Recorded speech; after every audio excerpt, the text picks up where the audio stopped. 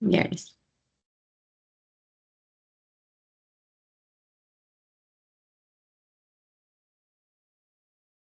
Ya chicos, ¿me confirman si pueden?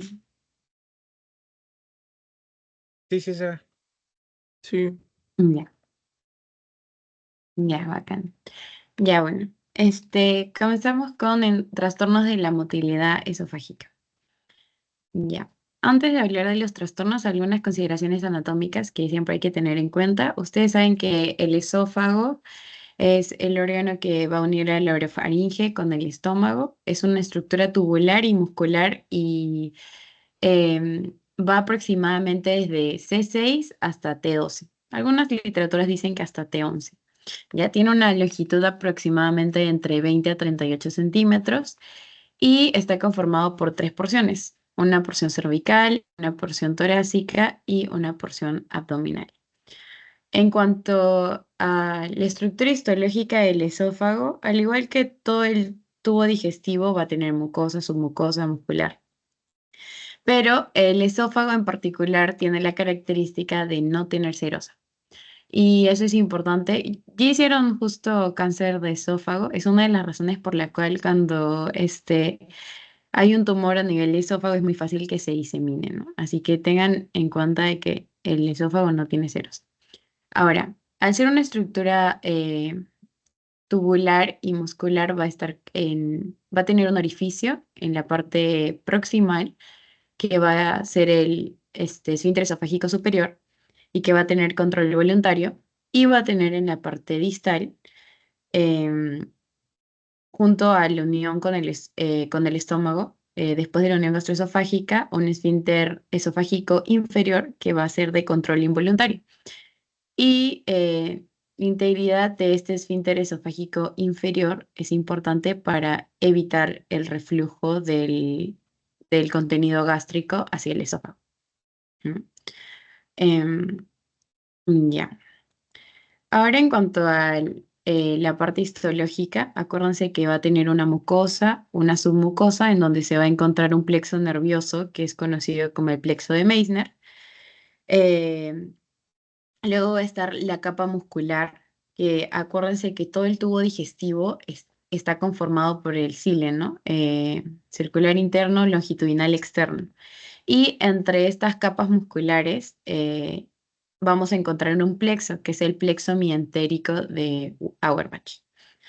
Ahora, va a estar inervado a través del nervio vago, y bueno, acá están, ¿no? Las estructuras, la musculatura circular, que es interna, y la longitudinal, que es externa. Entre estas dos capas, pues vamos a encontrar el plexo mientérico de Auerbach. Ahora, el esófago va a tener, como les digo, una parte que tiene control voluntario, que es la parte más distal, en la que tenemos al esfínter esofágico superior o el esófago superior, que va a estar recubierto por músculo estriado principalmente. Es por eso que este sí tiene control voluntario.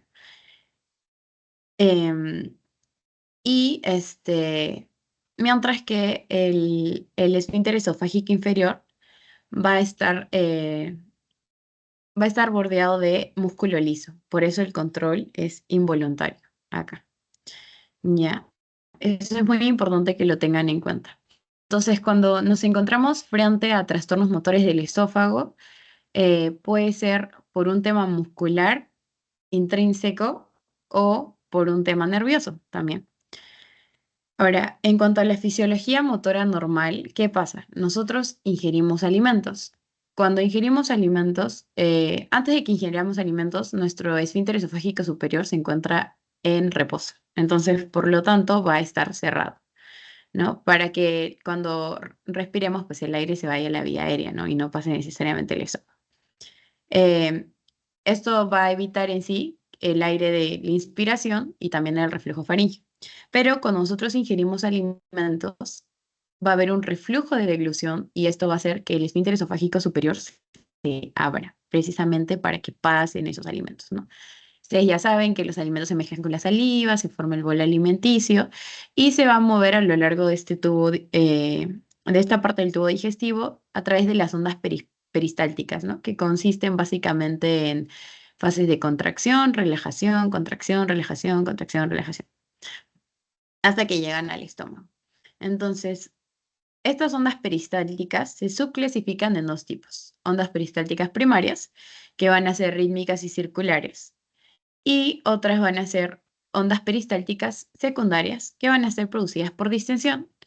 Ahora, la función es distinta. Las primeras, la función de las ondas peristálticas primarias es la propulsión, es poder pasar el alimento hacia la cámara gástrica, ¿no? Esa es la finalidad.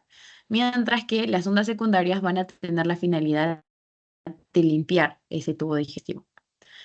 Ahora, pueden aparecer unas ondas peristálticas terciarias que no van a ser propulsivas, que por alguna, y esto es un reflejo de que por algún motivo el esófago está teniendo una contracción adicional. Y la aparición de estas ondas peristálticas terciarias son patológicas. Ahora, para que el contenido alimenticio pase al esfínter esofágico inferior, también va a pasar algo similar a lo que ocurre arriba, ¿no? Em, en reposo se va a encontrar cerrado porque la idea es que eh, el contenido gástrico no pasa al esófago, ¿no? Porque ya hemos visto que eso puede predisponer a ERGE, la ERGE puede llevar a una metaplasia, a un esófago de Barrett, y el esófago de Barrett puede llevarnos a un adenocarcinoma de esófago. Eso ustedes ya lo vieron. Entonces, es importante que el esfínter esofágico inferior pueda contraerse adecuadamente. Y cuando decimos contraer, que el esfínter esofágico se contrae, es porque se cierra. Pero en la alimentación va a haber un momento en el que se va a abrir precisamente para poder pasar ahí los alimentos. Y el estímulo para que ésta se abra va a ser precisamente las ondas peristálticas que provienen de arriba. Ahora, en cuanto a los trastornos motores, podemos clasificarlos a grosso modo en primarios y en secundarios. Los primarios son precisamente porque la lesión está a nivel del esófago, ¿no? Es una lesión orgánica intrínseca del esófago. Entre ellas vamos a tener a la acalasia, el espasmo esofágico difuso y el esófago hipercontráctil. Vamos a ver qué hay más, pero esas principalmente. Y en cuanto a los trastornos motores secundarios, son secundarios a otras enfermedades. Eso quiere decir que yo tengo una patología de fondo que me va a condicionar un problema en el esófago. Y estas pueden ser de origen neuromuscular, pueden ser de origen sistémico, metabólico o infeccioso. Ahora, ¿a ustedes qué patología neuromuscular se les ocurre que podría comprometer el esófago? ¿Alguno tiene una idea? Uy.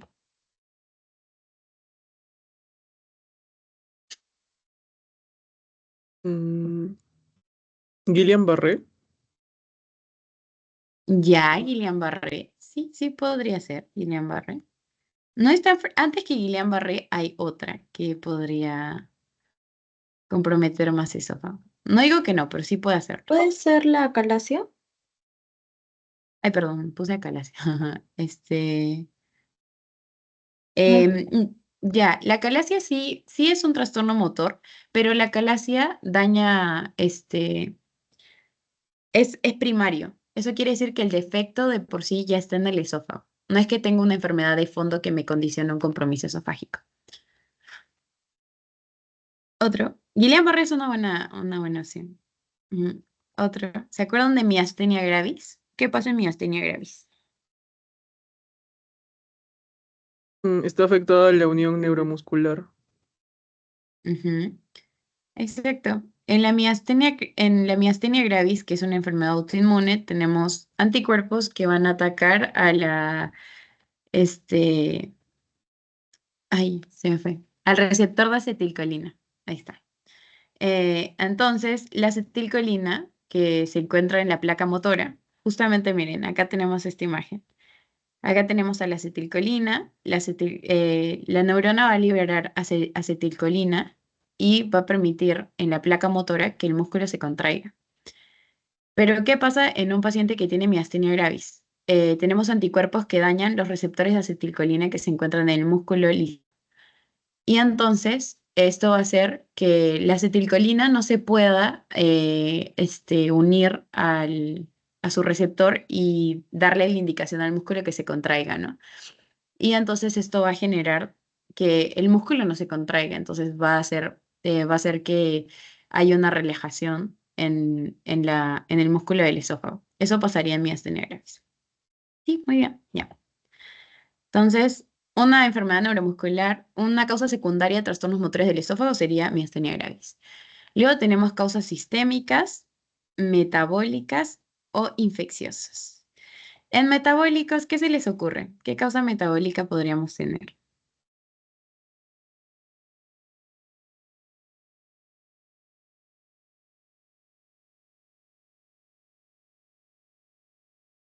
¿Se les ocurre alguna enfermedad? Metabólica. Oye, para Mm, darles una pista endocrinológica que podría comprometer ¿La diabetes? la diabetes. Sí, porque justamente una de las complicaciones crónicas de la diabetes es la neuropatía periférica, ¿no? Que daña los nervios. Entonces así también podría comprometer eso. No es, evidentemente no es lo más frecuente, pero sí podría comprometer. Y sistémico, hay una enfermedad que es una de las causas secundarias más frecuentes que nos causa trastornos motores esofágicos, la esclerodermia. Porque acuérdense que la esclerodermia es una enfermedad sistémica en la que los tejidos se van a fibrosar. Entonces van a estar fibrosados y atrofiados, ¿no? Esto va a hacer que el esfínter esofágico esté muy estenosado y no se va a poder, no van a poder haber ondas peristálticas como debería. Esa sería una causa sistémica, la esclerodermia. E infecciosa hay una, no sé si se acuerden de infecciosa. Acá sería esclerodermia y en metabólica, diabetes. ¿Se acuerdan de alguna causa infecciosa?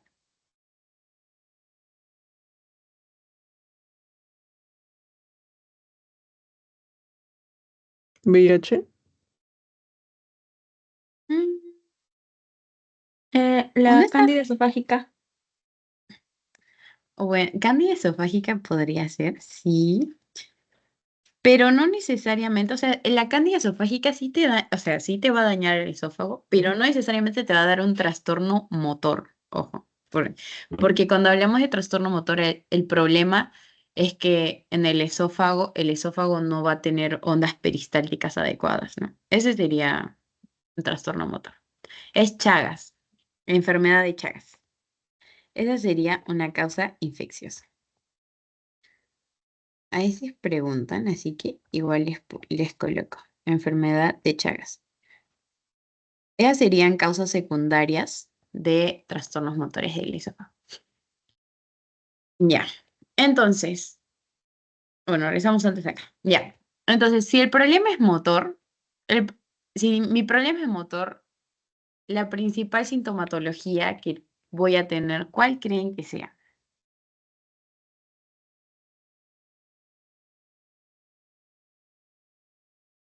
¿Cuál sería como que el síntoma característico de un problema motor? No sé si se acuerdan cuando vimos ERGE, yo les dije, en una enfermedad por reflujo, el síntoma principal siempre es pirosis, porque como regresa el contenido alimenticio, el contenido gástrico, que es ácido, al esófago, entonces genera ardor. Pero, ¿cuál creen que sería el principal síntoma en un trastorno motor?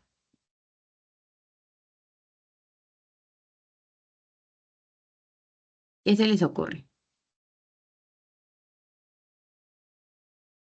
Disfagia.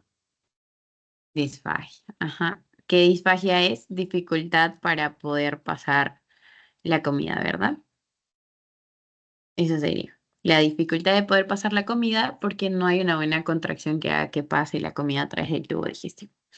Entonces, muy bien. El síntoma principal de un trastorno motor es disfagia. Y desde allá eso ya es un diagnóstico diferencial para ustedes, chicos. Y es importante que diferencien esto de la ERGE.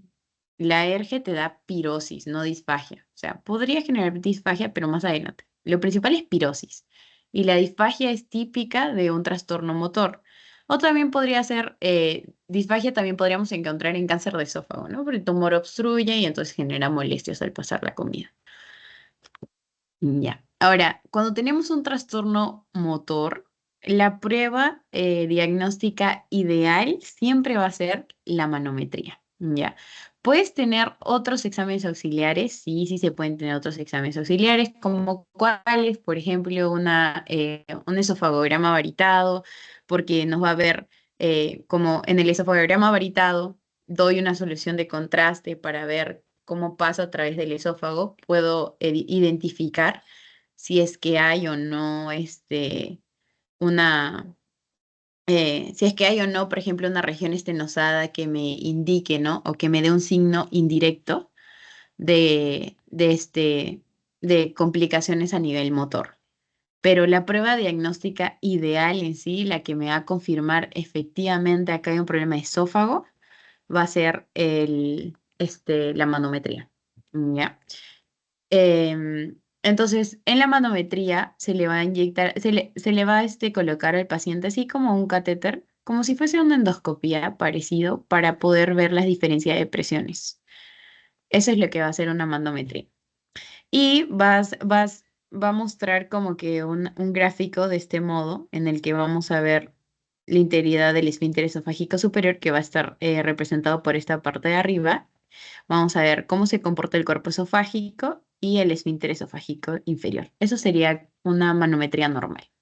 Y es en función a los hallazgos de esta manometría que se han clasificado los trastornos motores del esófago específicamente. ¿Ya? Y la clasificación de de los trastornos motores del esófago es la clasificación de Chicago. Y ya les dije, está basada en resultados de manometría.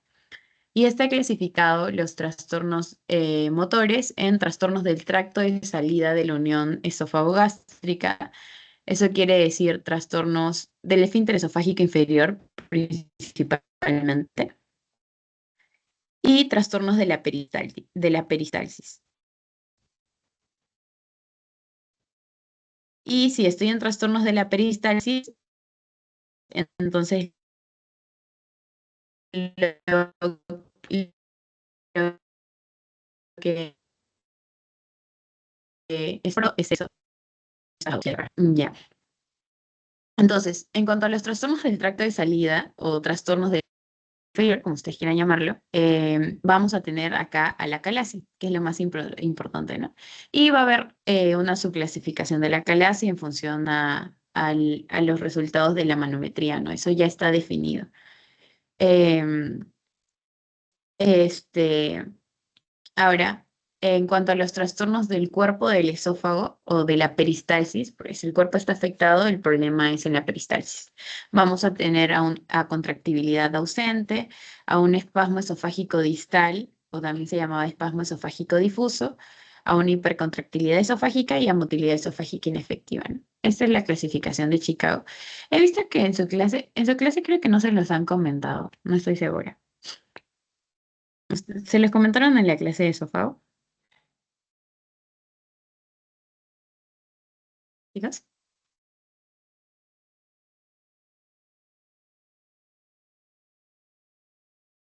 Si no me equivoco, creo que sí. Bueno, ya está. Ya. Entonces, esto es importante que lo tengan en cuenta, ¿no? Que la clasificación de Chicago. No tienen que aprenderse cada una de las definiciones, ojo, pero sí saber para qué sirve la clasificación y en base a qué está hecha. Ya, acá es más respecto a la clasificación. Esto es solo representativo, así que no se asusten. Ya saben, en un trastorno motor, mi principal síntoma es disfagia. Ahora, ¿cuál es el problema con la disfagia? La disfagia puede ser dificultad para pasar la comida que muchas veces puede o no estar acompañado a dolor retroesternal. ¿Ya? Y el tema con eso es que podría simular un dolor retroesternal, pero de origen no cardíaco, ¿no? Podría simular a un infarto o de miocardio por la molestia. Y es importante por eso hacer una buena historia clínica y un buen examen físico para verificar que no se trate de un compromiso cardíaco y que es verdaderamente un esofágico, ¿no? Entonces, ante un paciente que tiene esta clínica típica de disfagia con tal vez dolor retroesternal, yo voy a solicitar una manometría. Como les digo, es la prueba ideal diagnóstica, pero de inicio podría solicitar un esofagograma varitado, ¿no? Y eso también depende de la disponibilidad de cada hospital. Y es en función a eso que yo tengo que ver si hay compromiso de peristalsis o no. ¿Por qué? Porque si mi peristalsis está intacta, entonces quiere decir que el cuerpo del esófago no tiene problemas. Y si es así, entonces estoy hablando de que mi problema es de esfínter y por lo tanto es acalasia, principalmente. Pero si veo que sí hay compromiso de la peristalsis, ya, eso quiere decir que el cuerpo esofágico no está funcionando bien. Y entonces puede ser o un esófago hipercontráctil o ausencia de la contractilidad o un espasmo esofágico distal o difuso. Miren, si se dan cuenta, si comparamos, esta sería una manometría de un paciente de motora del esófago. Entonces acá se supone que se contrae el esfínter esofágico superior, perdón, se abre el esfínter esofágico superior, pasa el contenido, se supone que acá hay ondas peristálticas, porque acá sería como si se estuviese contrayendo y luego acá relajándose. Y acá tenemos el esfínter esofágico inferior, que parece que está contraído, pero vemos que hay movimiento, hay flujo a lo largo del esófago y es un flujo normal. Pero si nosotros vemos las imágenes acá, por ejemplo, no hay ningún flujo, pero acá hay un espasmo, como si se hubiese contraído acá, pero esto no es normal. Y lo mismo acá vemos toda esta zona más gruesa de lo normal. Y acá no. Y acá más bien vemos que no hay contractilidad. Esta banda rosadita o rojita refleja la contracción del músculo esofágico. Entonces, acá vemos que no hay. Y eso indicaría que hay ausencia de contractilidad. ¿Por qué? Habría que averiguar. Y la clasificación de la acalasia va a ser en función al nivel de compromiso.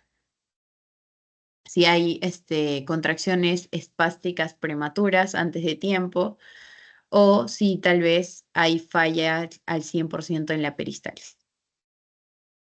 Mm, ya. Ahora, de los trastornos motores, lo más frecuente es acalasia. Y la acalasia es, como les digo, la hipertonía o hipercontracción del esfínter esofágico inferior. Eso quiere decir que no se va a relajar adecuadamente y va a permanecer cerrado. O si no está cerrado, va a permanecer contraído y eso va a hacer que haya dificultad para que pase la comida del esófago al estómago. Por eso, ojo con esto, porque a veces te dicen la calasia es la hipercontracción del esfínter esofágico inferior o te dicen que es la falta de relajación. Es lo mismo, solo que cambian la forma de decirlo. A ver, esto era lo que les decía. Si yo hago un esofagograma varitado, voy a ver que el esófago distal está distendido porque acá se está acumulando el contenido que debería pasar al estómago. Y esta de acá, que sería el esfínter esofágico inferior, está contraído, como no se relaja, se forma como un pico. Y eso se conoce como el signo de pico de pájaro. Ahora, en cuanto a la clínica de un paciente con acalasia, pues se va a caracterizar por pérdida de peso. ¿Por qué va a perder peso el paciente? Porque no come o porque como siente dificultad al pasar la comida, deja de comer. Además de la pérdida de peso, va a sentir regurgitación. Es la sensación de que regresa la comida a la boca. ¿Por qué? Porque como no está pasando al estómago, se está distendiendo todo el esófago. Y la disfagia característica, ¿no? Que es tanto a sólidos como a líquidos. Ahora, ¿por qué es que ocurre esta acalasia? Se cree que es porque hay degeneración del plexo mientérico. ¿Cuál era el plexo mientérico? El de Auerbach. ¿Se acuerdan de acá? Teníamos dos plexos, Meissner submucoso y plexo de Auerbach, mientérico. Entonces, en la acalasia, el compromiso está a este nivel, del plexo mientérico de Auerbach. Y estamos hablando además de compromiso de músculo liso. Ya. Ahora, ¿cómo trato a un paciente que tiene acalasia? Bueno, tengo dos formas. Puedo darle tratamiento médico o tratamiento quirúrgico, vamos a decirle. También hay intervenciones o procedimientos. Ya, el tratamiento médico, que es transitorio porque no me va a solucionar nada, se basa en nitratos, antagonistas del calcio y toxina botulínica. Ahora, la idea no es que se lo aprendan, pero sí que, o sea, la idea no es que se lo memoricen, mejor dicho, pero la cosa es que entiendan por qué. Si mi problema es que mi esófago se contrae y no se logra relajar, ¿qué tengo que hacer para mejorar eso? ¿Qué harían ustedes? Si el problema es la contracción, ¿qué necesito? ¿Qué necesitaría?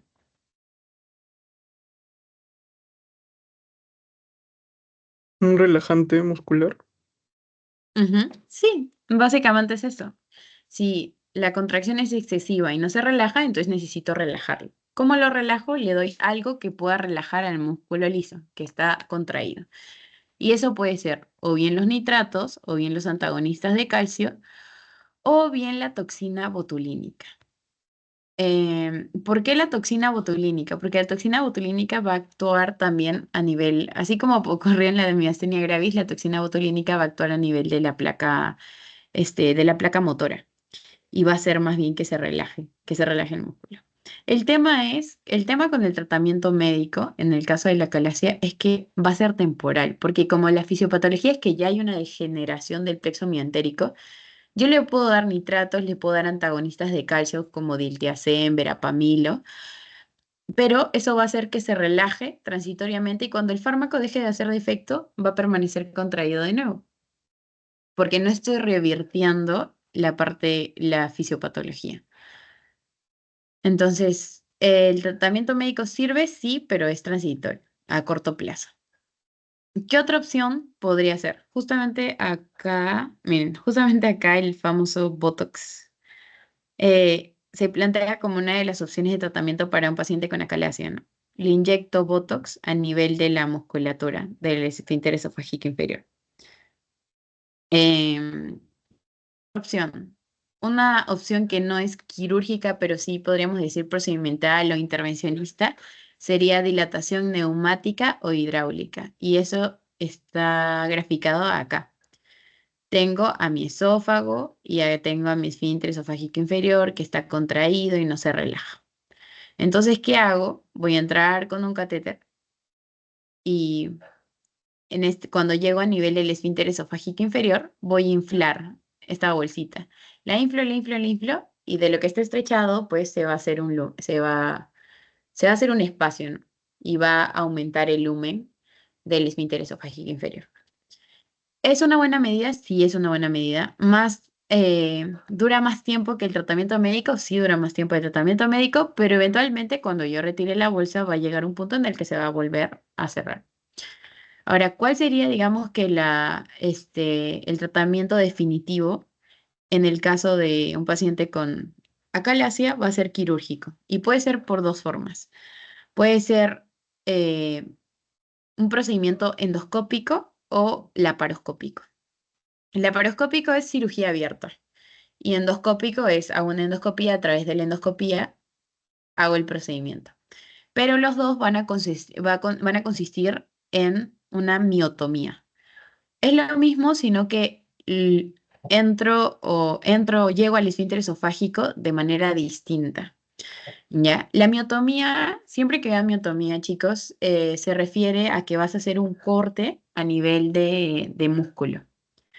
Mi músculo está contraído, entonces lo corto y eso va a generar cierta relajación y va a generar espacio. La diferencia entre el POEM y la laparoscópica, perdón, es laparoscópica. Laparoscópica no es cirugía abierta, ojo, laparotomía es cirugía abierta. Laparoscópica es con trócares. Ya. Entonces, acá entro con el endoscopio, llego a nivel del esfínter esofágico inferior y voy a hacer un corte. Y ese corte me va a generar espacio y va a hacer que el músculo se relaje. Eso sería una miotomía endoscópica, por vía oral. Por eso las siglas son POEM. Y la otra es la miotomía laparoscópica de Heller, que hago una cirugía laparoscópica y a través de esa cirugía laparoscópica hago lo mismo, una miotomía. Voy a hacer el corte a nivel del músculo liso, eso va a hacer que se relaje el músculo y va a generar espacio. Ese sería el abordaje. Em, ya. Ahora, en cuanto a los otros trastornos, como les dije, son trastornos del cuerpo esofágico y no del esfínter. O sea, el compromiso es lo que se ve comprometido es principalmente el peristaltismo. Y tenemos al espasmo esofágico difuso, al esófago hipercontráctil, a la motilidad esofágica inefectiva y a la falta de contracción. En el espasmo esofágico distal o difuso, como se ve acá, vamos a ver que hay contracciones a todo nivel y las ondas no son rítmicas, son arrítmicas más bien. Esto no es normal. En el esófago hipercontráctil vamos a ver que se supone que debería contraerse y relajarse, contraerse y relajarse. No, se va a quedar ahí contraído y va a generar dificultad también para pasar la comida. En el caso de una motilidad esofágica inefectiva es que se contrae pero no completamente. Entonces va a pasar esto, que es como si quiere pasar una parte de la comida del bolo alimenticio y la otra parte se queda atascada. Y bueno, en la ausencia de contractilidad no va a pasar el bolo alimenticio. Ahora, ¿cómo yo abordo estos trastornos motores? Tengo que ver si es que, además de la disfagia típica de un trastorno motor, se está asociando a ERGE o enfermedad por reflujo gastroesofágico, o sea, pirosis, así. Si hay una ERGE de fondo, entonces le voy a dar terapia médica para ERGE, tratamiento médico para el ERGE, ¿no? Que habíamos visto que eran inhibidor de bombeo de protones. Lo trato de esa forma. Pero si no hay una ERGE de fondo y simplemente tengo disfagia o dolor retroesternal, voy a abordarlo de distinta manera. Si lo que tengo es disfagia, puedo hacer los procedimientos que vimos acá para dilatar. ¿Ya? Voy a poder hacer dilatación neumática o dilatación hidráulica o puedo considerar inyectar toxina botulínica para que se relaje. Pero si es que lo que predomina es dolor retroesternal, entonces lo que voy a hacer es dar tratamiento médico oral, que sería relajantes musculares, ¿no? Que puede ser antagonistas de calcio, como diltiazem, verapamilo, o también puedo considerar dar neuromoduladores. Y ya, eso sería todo en cuanto a trastornos motores del esófago. ¿Alguna pregunta, algo que no quedó claro? ¿O todo claro?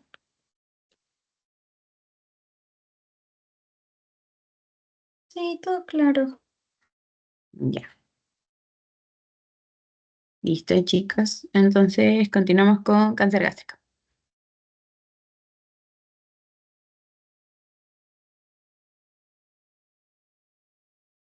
Ya, ay no,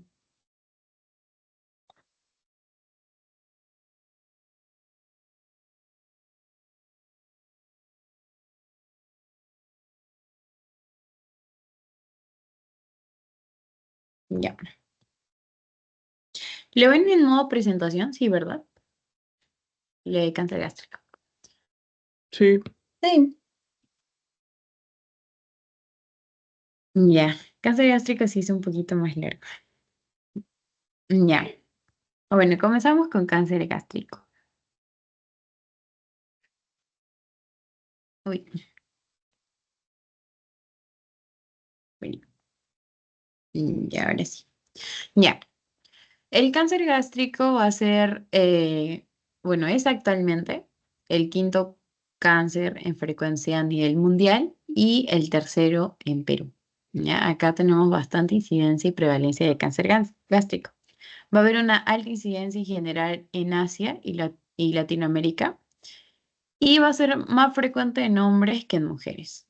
Ahora, cuando hablamos de cáncer gástrico, usualmente utilizamos cáncer gástrico para hablar de adenocarcinoma gástrico, ¿ya? Pero tengan en cuenta que no son los únicos, el adenocarcinoma gástrico no es el único cáncer gástrico que existe, hay más. Tenemos al linfoma gástrico, a los tumores mesenquimales, al tumor del estroma gastrointestinal, o también por sus siglas se conoce como tumor GIST, a tumores carcinoides, que usualmente son tumores endocrinos, y también podemos hablar de cáncer gástrico cuando es cuando no es un primario, sino un secundario. Eso quiere decir que es un cáncer que se origina en otro tejido y que hace metástasis al estómago.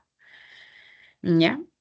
Obviamente esta sesión está enfocada a adenocarcinoma gástrico, pero quiero que tengan en cuenta que no es el único tipo de cáncer que existe en el estómago. El linfoma gástrico es el segundo en frecuencia, es importante que lo tengan en cuenta y está asociado, bastante asociado a la infección por Helicobacter pylori. Por eso, este linfoma responde muy bien an- eh, con el tratamiento erradicador para Helicobacter. O sea, descubres a un paciente que tiene linfoma gástrico y tú sabes que hay una alta relación entre el linfoma gástrico e infección por Helicobacter, entonces le das tratamiento erradicador para Helicobacter y el linfoma remite, responde muy al tratamiento erradicador.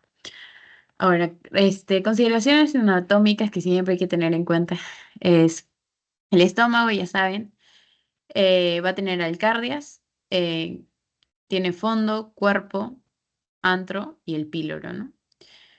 Y bueno, la curvatura menor y la curvatura mayor. Ahora, cuando hablamos de cáncer gástrico, el cáncer gástrico va a tener mucha predilección por la curvatura menor del estómago y por el antro pilórico. Ahora, ustedes se acordarán de la clase de infección por Helicobacter pylori, les había dicho que Helicobacter tiene mucha predilección por el antro. Y qué coincidencia que el cáncer gástrico se localice también con mayor frecuencia en el antro pilórico. Así que desde ahí ya saben ustedes que hay una alta relación, estrecha relación entre cáncer gástrico e infección por Helicobacter pylori. Y de ahí la importancia de poder erradicar Helicobacter cuando se encuentran.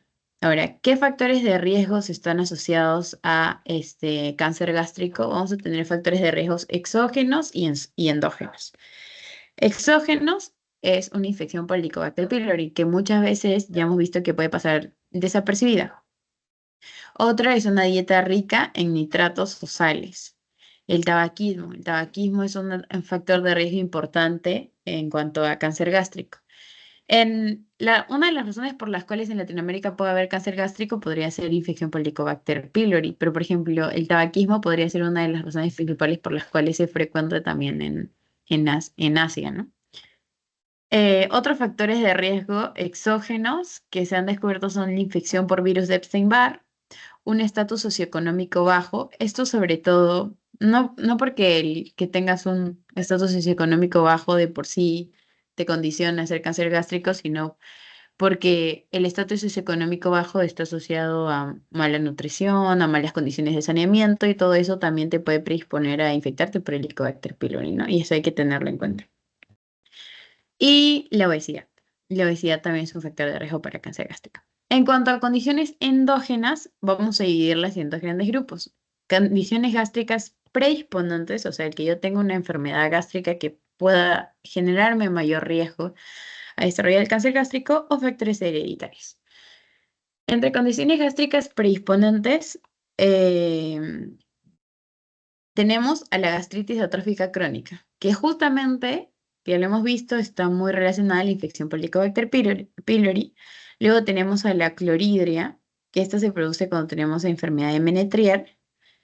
Em, Luego hay úlceras gástricas, que habrán visto que hay úlceras gástricas que tienen comportamiento benigno, así como úlceras gástricas que van a tener más un comportamiento maligno.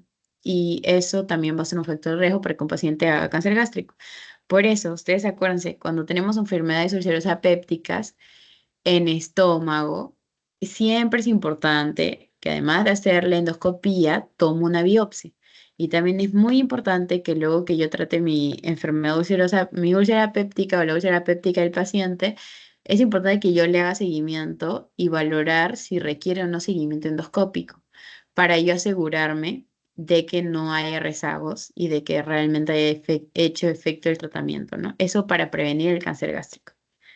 Eh, Eso no pasa, por ejemplo, en una úlcera duodenal. Las úlceras duodenales no van a tener el riesgo de malignidad que tienen las úlceras gástricas y es importante que lo tengan en cuenta. Otros van a ser pólipos gástricos adenomatosos, así similar al cáncer de colon, ¿no? Que existen pólipos hiperplásicos, pólipos inflamatorios, pólipos adenomatosos. Los pólipos adenomatosos siempre van a estar asociados a mayor riesgo de cáncer. Otro va a ser la enfermedad por reflujo gastroesofágico. Em, la alergia puede predisponer a cáncer gástrico pero también puede predisponer, o sea, más que cáncer gástrico como tal, hay un cáncer que se conoce como cáncer de la unión gastroesofágica. Y la alergia sí puede predisponer a un cáncer de la unión gastroesofágica. Y factores hereditarios que influyen son la historia familiar, predisposición genética en la familia a tener cáncer gástrico, y también se ha descubierto que las personas que tienen sangre tipo A tienen mayor riesgo de cáncer gástrico. Ahora, el cáncer gástrico se va a dividir en dos grandes grupos histológicamente. No es la única clasificación que existe. Ojo, estamos hablando ahorita del adenocarcinoma gástrico. Eso no se olviden. Estamos hablando del adenocarcinoma. Pero se divide en un cáncer gástrico de tipo hereditario y un cáncer gástrico de tipo difuso y un cáncer gástrico de tipo intestinal. Es una clasificación bastante antigua, no es la única, pero sigue existiendo, ¿no? Ahora, en función a esta clasificación es que se propusieron teorías fisiopatológicas de cómo se desarrolla el cáncer gástrico, ¿ya? Y para eso, Correa eh, hizo una cascada que se conoce como la cascada de Correa, que básicamente es la carcinogénesis del cáncer gástrico de tipo intestinal, ojo. Porque luego existe una teoría fisiopatológica que habla sobre el cáncer gástrico de tipo difuso, que es el modelo de Carneiro. Y él básicamente establece que el cáncer gástrico de tipo difuso tiene una estrecha relación con mutaciones que se encuentran en la línea germinal, ¿no? Entonces habla de un cáncer gástrico difuso hereditario principalmente. Y él relaciona pues la presencia de cáncer gástrico difuso a la presencia de mutaciones germinales en el gen de la decaderina 1. Mm, ya. En cuanto a la cascada de Correa, que es como que está orientada principalmente al cáncer gástrico de tipo intestinal, él habla de que el cáncer gástrico empieza o la carcinogénesis como tal inicia luego de que empezamos a sufrir lesiones a nivel de estómago que nos van a predisponer a sufrir de gastritis crónica. Y acuérdense que cuando hablamos de gastritis hablamos de hallazgos anatomopatológicos y no clínicos. Ahora, ¿por qué una persona podría tener gastritis? Podría tener gastritis por la infección por Helicobacter pylori, que es de las más frecuentes, pero también puede ser una de origen autoinmunitario, o también como vimos en la sesión pasada, que también podría tratarse de, por ejemplo, de infección por AINES, perdón, infección que hablo, por consumo de AINES. Ahora, el consumo de AINES no nos va a dar una gastritis crónica, nos da una gastritis aguda. Ya, pero ustedes acá tienen que ponerse el contexto de de todas de todos los posibles factores nocivos que pueden darnos una gastritis crónica, ¿no? Principalmente el Helicobacter y origen autoinmune. Ahora, la infección por Helicobacter y el que tengamos una enfermedad autoinmunitaria va a hacer em, que se produzcan citoquinas proinflamatorias y además que hayan radicales libres. Esto nos va a generar una gastritis, y si persiste, pues el agente nocivo, lo que va a hacer es que esa gastritis nos conduzca a una atrofia, ¿no? O una gastritis atrófica crónica. Y estos cambios tróficos de la mucosa gástrica van a hacer que se empiece a liberar factores de crecimiento, o también pueden condicionar a que se empiece a producir una metaplasia. Ahora, la metaplasia como tal no es una lesión premaligna. ¿Ya? Lo que es las lesiones premalignas son las displasias. Ojo. Las metaplasias son cambios que ocurren en el epitelio ante un agente nocivo. En el caso del cáncer gástrico, como en un primer momento va a haber una hipersecreción gástrica según la cascada de Correa, pues esta elevada acidez del estómago va a empezar a dañar la mucosa gástrica. Y eso va a hacer que el epitelio del estómago empiece a cambiar a un epitelio de tipo intestinal. Y eso sería una metaplasia. Ahora, ya la metaplasia, si persisten los agentes nocivos, lo que van a hacer es que se empiecen a generar mutaciones celulares, ¿no? Como puede ser las mutaciones del gen P53 o la inactivación del gen APC, que en general lo que van a hacer es que se promueva la proliferación celular o que se inhiba ay, se me fue el nombre,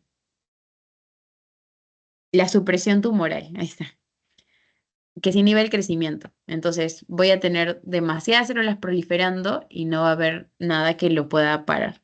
Y eso finalmente pues no va a conducir a un cáncer, ¿no? Eso según la cascada de Correa para el cáncer de tipo intestinal, pero para el cáncer de tipo difuso estamos hablando de expresiones de mutaciones genéticas, principalmente del gen de la decaderina, que o por su sigla CDH1.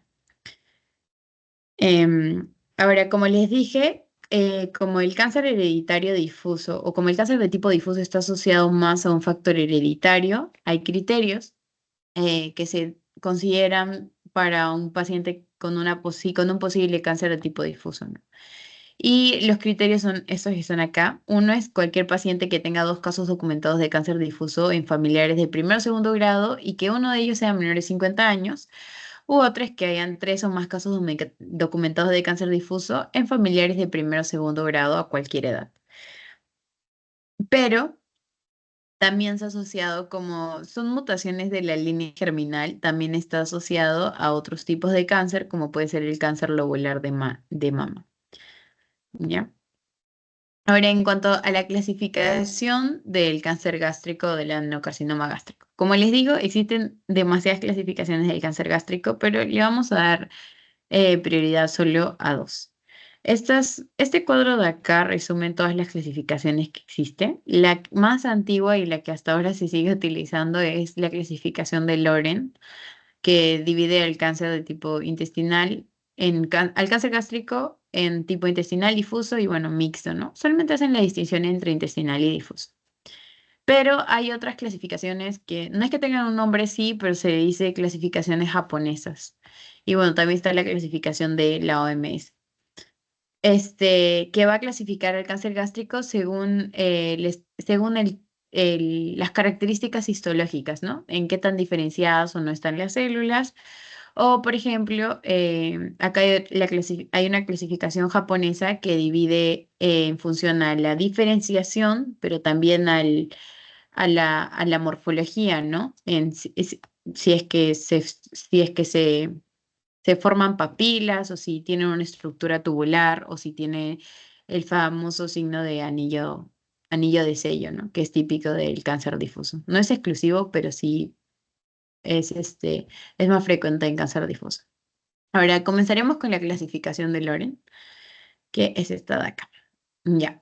La clasificación de Loren es una clasificación anátomo-patológica principalmente, pero sí han tomado en cuenta algunos otros aspectos que nos permiten, epidemiológicos sobre todo, que nos permiten diferenciar entre un cáncer de tipo intestinal de uno difuso. Ya, comenzaremos con el adenocarcinoma gástrico de tipo intestinal. Este se presenta con mayor frecuencia en hombres que en mujeres. Usualmente tiene una edad de presentación en adultos mayores de 50 años. Y las áreas de alto riesgo son principalmente Japón, China, Corea. Tiene predilección por el antro distal. Recordemos que según la cascada de Correa, este adenocarcinoma intestinal está muy relacionado a la presencia de infección por Helicobacter pylori, así que se entiende también por qué la localización es predominantemente en antro. Y va a tener un patrón de crecimiento de masa exofítica. Ya. Ahora, en cuanto a la histología, lo que se van a ver son estructuras glandulares, porque va a simular al epitelio del intestino, y mucina extracelular. Mientras que en el adenocarcinoma gástrico de tipo difuso se ha visto que no hay mayor prevalencia en un género, es indistinto. Se presenta más en adultos jóvenes. Hay acá sale mayores de 50, pero es menor de 50. Ya, se presenta más en adultos jóvenes, por eso les había comentado que el adenocarcinoma gástrico de tipo difuso está más asociado a un origen hereditario. y no hay distribución geográfica, es uniforme, no es como que haya mayor prevalencia en algún país en específico. Y se localiza principalmente en cuerpo, ¿no? Acá sí no se considera a la infección por el Helicobacter pylori como que un factor de riesgo o un factor predisponente para desarrollar carcinoma gástrico de tipo difuso. Y va a tener un patrón de crecimiento llano, ulcerado y va a producir linitis plástica.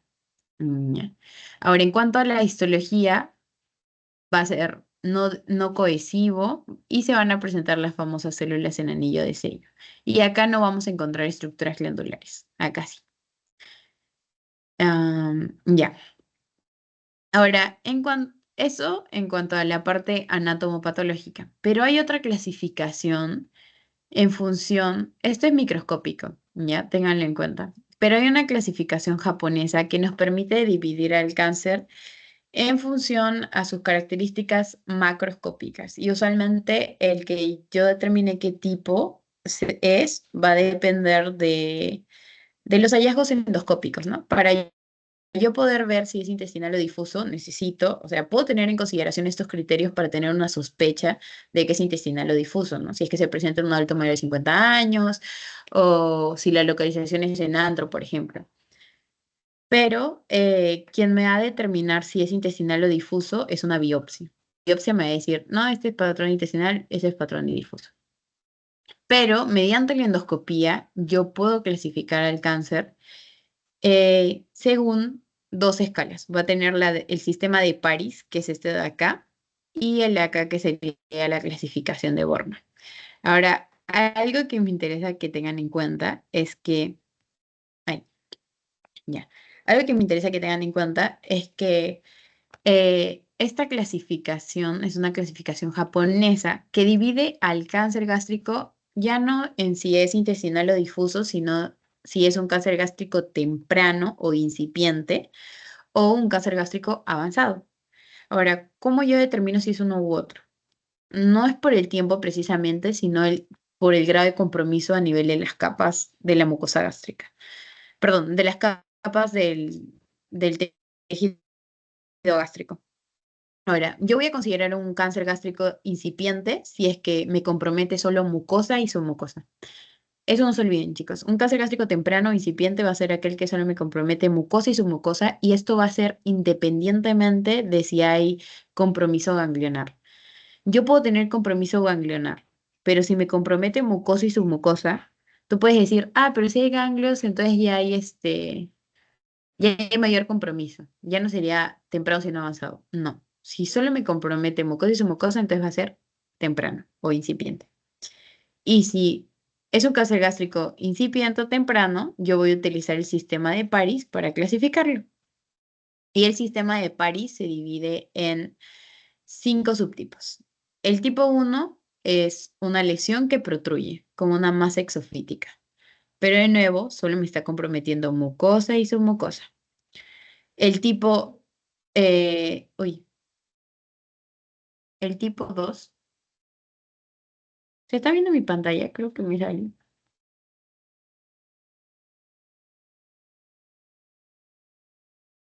¿Chicas?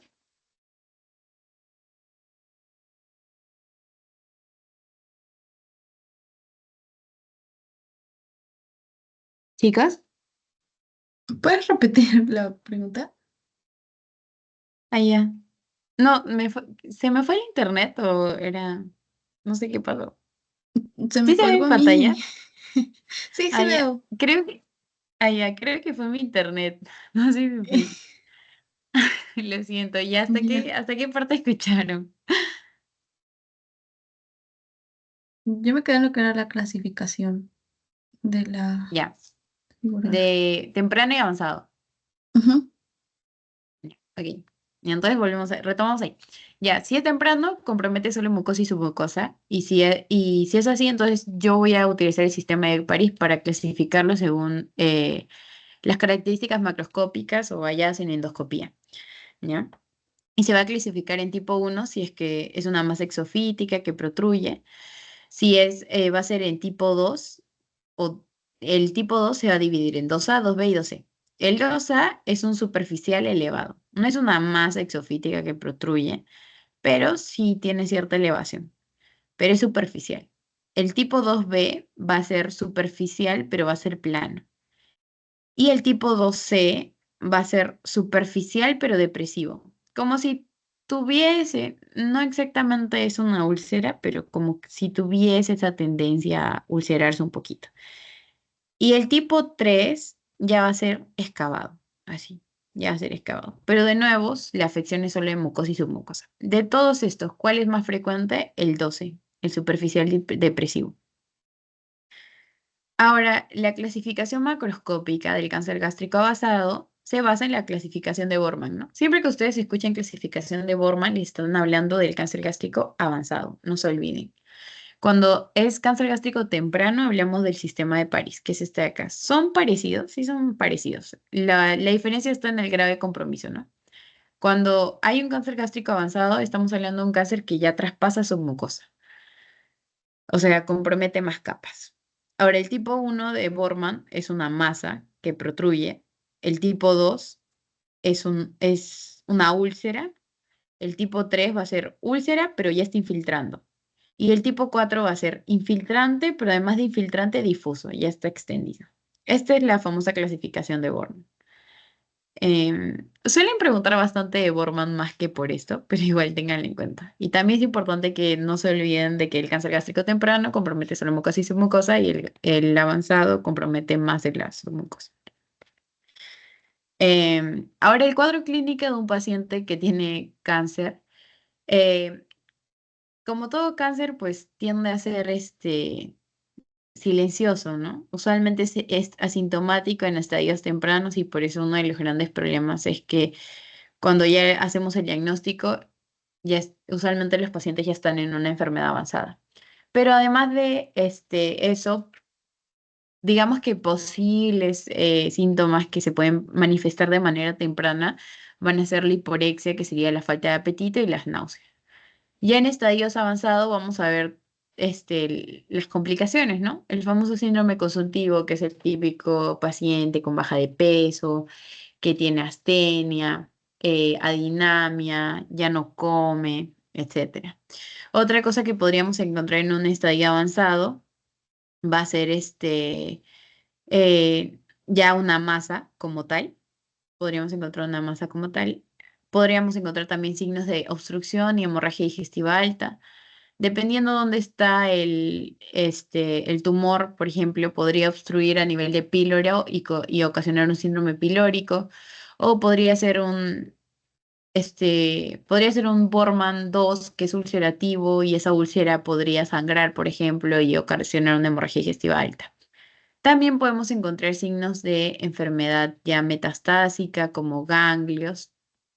Por ejemplo, uno de los ganglios eh, que creo que es de los ganglios más conocidos que está asociado a cáncer gástrico. ¿Se acuerdan cuál es? Que aparece a nivel cervical. ¿Se acuerdan? ¿Alguien? Mm, no estoy segura, creo que no. ¿No? ¿Alguien más? Pero si tienes una idea y no estás segura, igual dilo, ¿ah? Normal, estamos acá para equivocarnos. Todos aprendemos.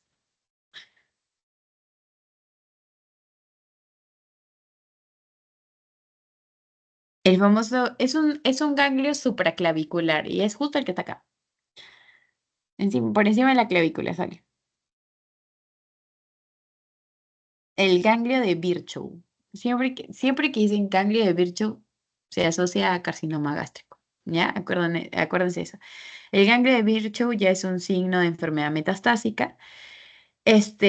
Otro ganglio que puede salir, que es este de acá, es un ganglio umbilical que se llama ganglio de hermana María José. Así lo llaman. Esto de acá. Y eso sería signos de enfermedad metastásica, ¿no? Ya que el que veas compromiso ganglionario es porque ya hay metástasis, probablemente. Y para neoplásicos, que no siempre los comentan, pero de que puede aparecer como consecuencia de cáncer gástrico, es por ejemplo la famosa acantosis nigricans, que usualmente solo la asociamos a diabetes, podría aparecer en cáncer gástrico. Ténganlo en cuenta. Y estas manchitas que parecen como estas manchas parecen manchas café con leche, que se asocian a una enfermedad que se llama neurofibromatosis, pero podrían aparecer como un paraneoplásico también en el caso de un cáncer gástrico. Ya, así que tengan en cuenta esos pequeños. Ahora acá les muestro una tablita que encontré que me pareció muy interesante de los síntomas que usualmente se presentan en un paciente con cáncer. Y vemos que los síntomas no son muy específicos porque el principal síntoma que se presenta es la pérdida de peso. Y nosotros podemos asociar pérdida de peso a demasiadas cosas, así que es bien difícil sospecharlo. Em, Otro es el dolor abdominal, náuseas, disfagia. Hasta la disfagia podría simular un trastorno motor del esófago que acabamos de ver. Entonces, es muy inespecífico y por eso es importante poder diagnosticarlo de forma temprana. Ahora, el diagnóstico, ya lo deben haber escuchado hasta el cansancio. Siempre que vemos de cáncer, diagnóstico, biopsia. Y bueno, en este caso, si es cáncer gástrico, le hago una endoscopia digestiva alta y lo biopsiono. Y obviamente, si hago mi endoscopia, es importante que yo clasifique según si Borman o sistema de Paris, ¿no? Según el tipo de la lesión. Ahora, ya acá tenemos, ya tengo mi diagnóstico de cáncer. Ahora, ¿qué hago? Lo estadio. ¿Qué voy a hacer? ¿Cómo lo estadio? Ya saben, tomografía de tórax, abdomen y pelvis, ¿no? Lo estadio por todos lados para que no me haya hecho metástasis a otro lado. Y si tengo los recursos, que sería lo ideal, hago un PET-CT, pero si no, pues usualmente basta con la tomografía. Ahora, otros exámenes auxiliares que se están utilizando y que nos ayudan bastante son, por ejemplo, la ecoendoscopía, porque la ecoendoscopía nos va a permitir ver qué capas están comprometidas. Y me justo acá tenemos esta imagen en la que nos muestra si es un cáncer in situ, si compromete solo la mucosa, en función a la ecogenicidad, ¿no? Que en eso se basa la ecografía. Entonces, vamos a ver si compromete solo la mucosa, si compromete mucosa y submucosa, si ya compromete la muscular, y justo lo que decíamos, ¿no? Si compromete mucosa y submucosa, que es hasta acá, lo llamaremos cáncer gástrico temprano, pero ya luego de que pasa la submucosa y me llega la muscular propia o la serosa, entonces ya hablaremos de un cáncer gástrico, ¿no? No siempre se hace la econdoscopía, de eso depende de un tema de recursos. Pero si es que se pudiera, sí nos es bastante útil para poder diferenciar esto. Ahora, em, ¿a dónde podría hacernos metástasis un cáncer gástrico? En general nos puede hacer por extensión directa, por cercanía, podría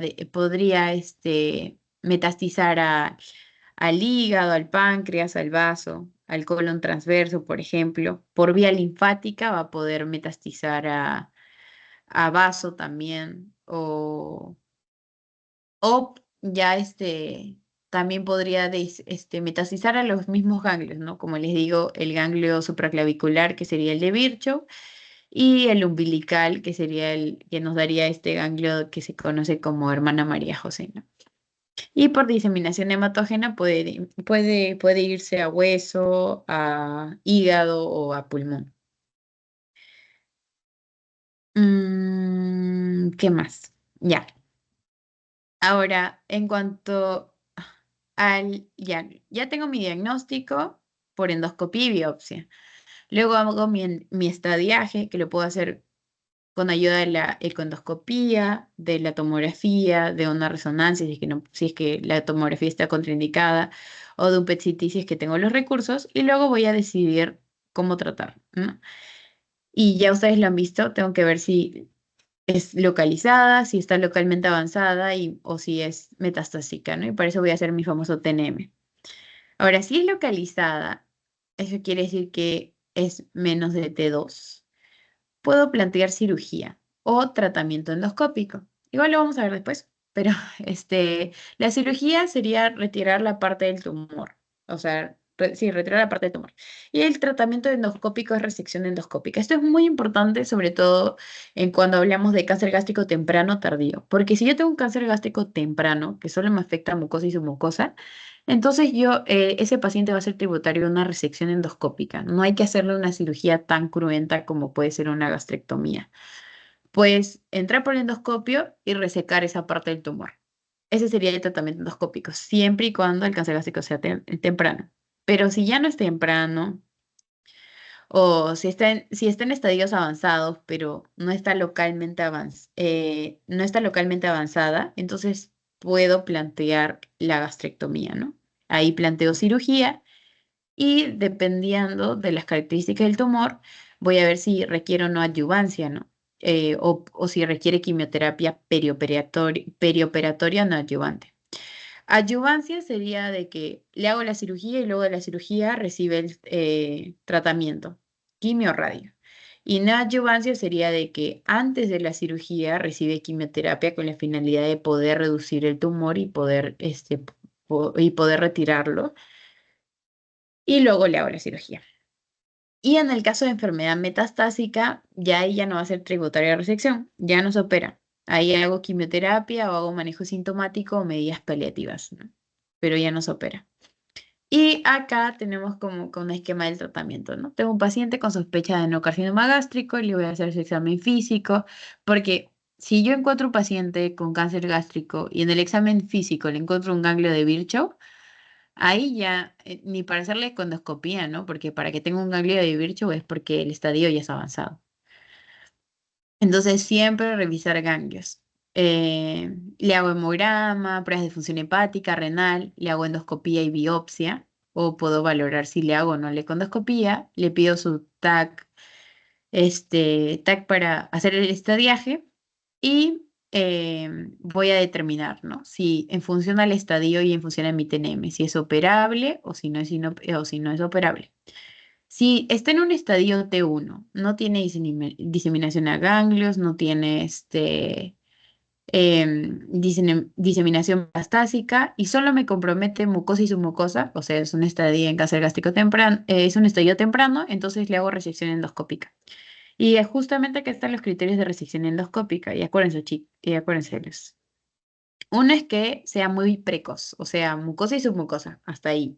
Otro es que esté bien diferenciado, porque cuando tenemos un cáncer que es pobremente diferenciado, cuanto menos diferenciado más riesgo hay.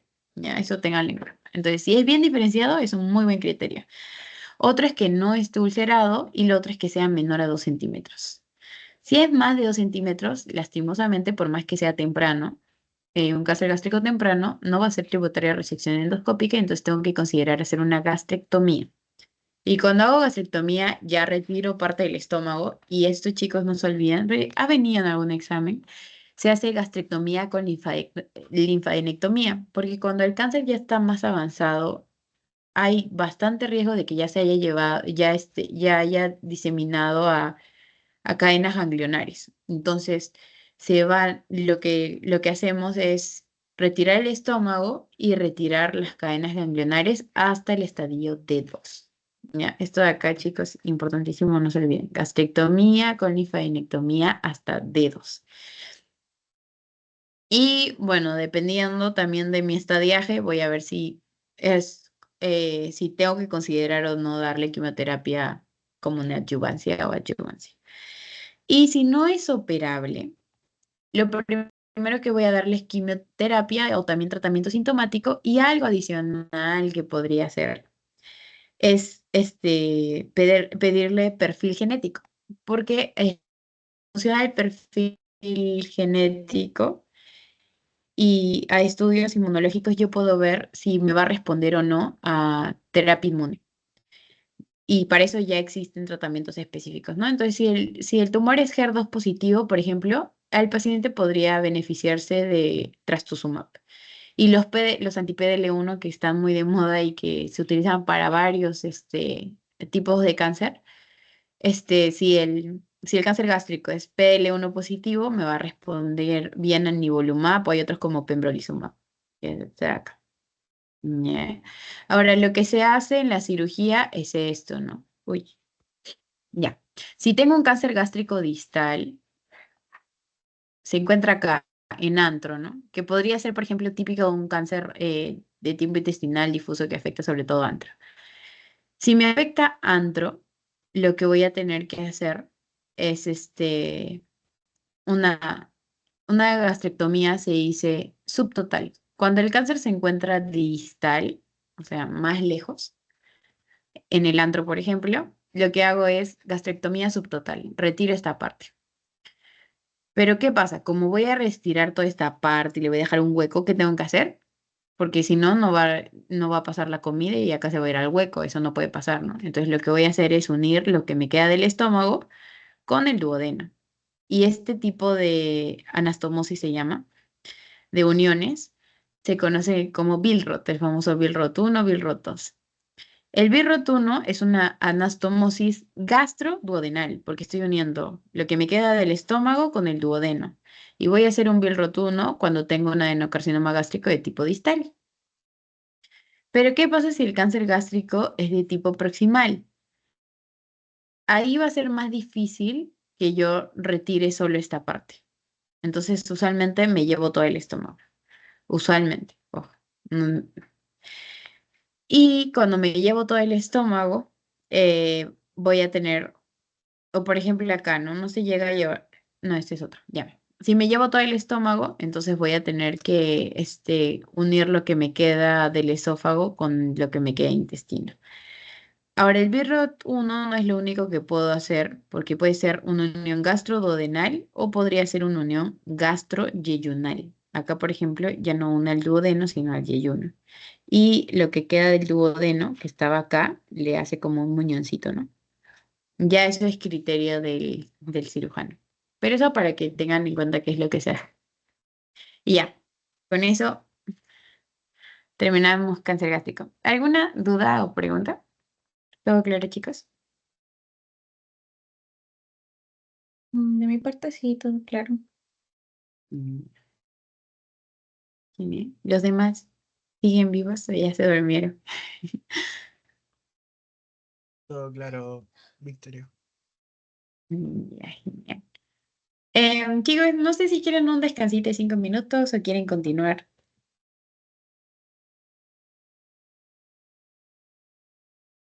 ¿Qué opinan? Creo que sí, de 5 minutos. Descanso, por favor. No sé si fue mi internet o se entrecortó. Sí, creo que es el tuyo, pero te decíamos que sí, un descanso.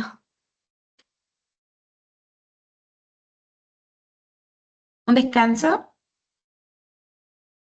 Sí, Sí, creo que es el mío. Ya estoy bien, chicas. Un descanso parece hasta las 9:25 tal vez. Cosa que estiran las piernas, toman agüita, no sé. sí, está bien. Ya, chicos, entonces hasta las 9:25 y regresamos. Igual la otra parte es más cortita. Ya, gracias, Victoria.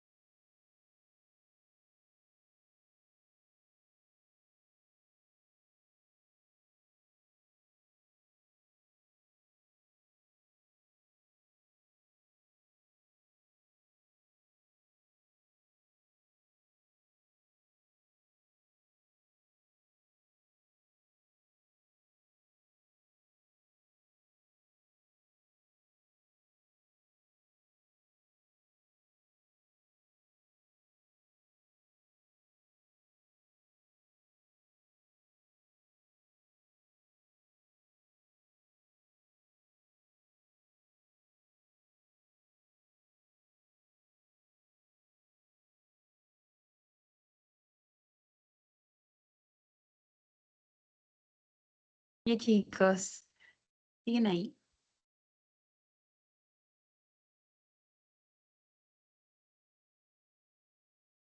Sí, yo estoy acá.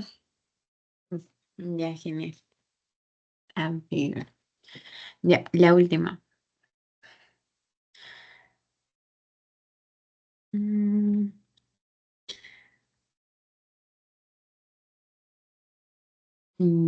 ya. ¿Me confirman si pueden ver?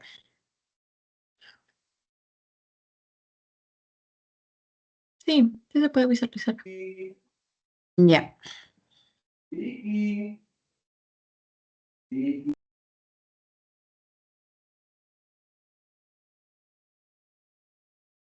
Un ratito, chicos.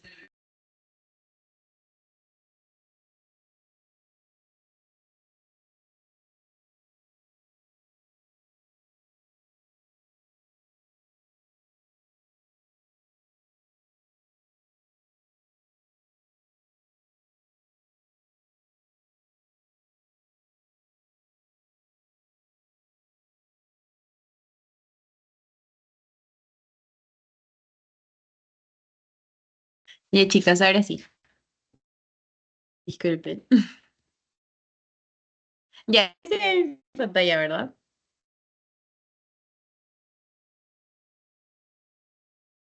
Sí, Ya, listo. Ya, la última ahora sí. Em, bueno, ahora veremos enfermedades inflamatorias intestinales. Ya. Las enfermedades inflamatorias intestinales son trastornos que se caracterizan por presentar inflamación crónica. Cuando digo crónica, está relacionado a que no van a tener cura, ¿ya? Y que van a ser potencialmente discapacitantes. El gran problema con estas enfermedades es que tienen periodos de activación y de remisión. Entonces es importante poder brindarles un tratamiento adecuado porque generan su calidad de vida. Existen dos tipos principales que son la colitis ulcerativa y la enfermedad de Crohn. Eh, Muchas veces, si bien tienen cosas muy puntuales que los diferencian, hay veces en las que se han manifestado o que pacientes presentan una patología que son muy similares características de estos dos tipos, entonces se les conoce como colitis indeterminada, ¿no? Puede pasar, ojo. El pico de incidencia usualmente se presenta en la vida, entre 30 40 años más o menos, y no tiene predilección por ningún tipo de sexo. Se presenta tanto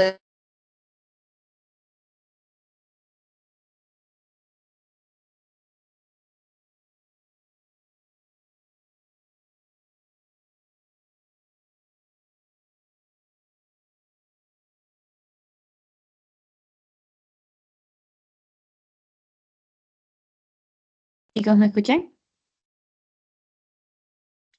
ahora sí, creo que está que se cuelga. Sí se va, ¿verdad? Sí, Sí, creo que es mi internet, pero sí, creo que recién, es el tuyo. recién. Sí, sí, sí. Ya. Si se va, me avisan, ¿ya? Igual me Ya. voy a conectar ahorita. Ya.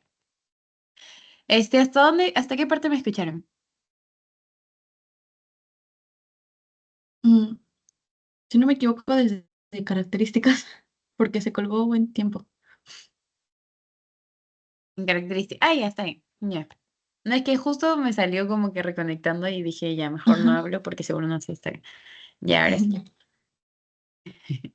Ya, entonces tenemos estos dos tipos principales. Ahora, en cuanto a su fisiopatología, eh, se cree, porque no está muy bien definido, de que hay distintos factores que van a, digamos que, desempeñar un papel en su desarrollo, y entre ellos está, por ejemplo, cierta predisposición genética, sobre todo en la colitis ulcerativa.